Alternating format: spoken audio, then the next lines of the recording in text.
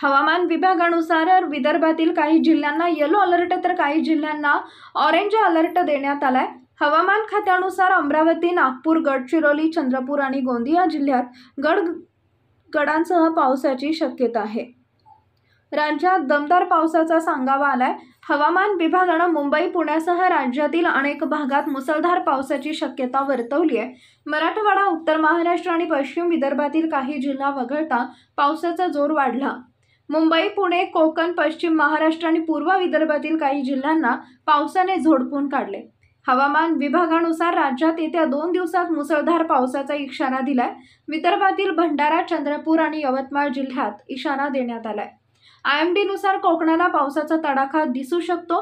या भागासाठी orange alert जाहीर करण्यात आलाय। रायगड, रत्नागिरी, सिंधुदुर्ग जिल्ह्यांना पावसाचा तडाखा बसेल। मुंबईसहित उपनगरात पावसाचा जोर दिसेल। ठाणे जिल्ह्याला आज येलो अलर्ट देण्यात आलाय।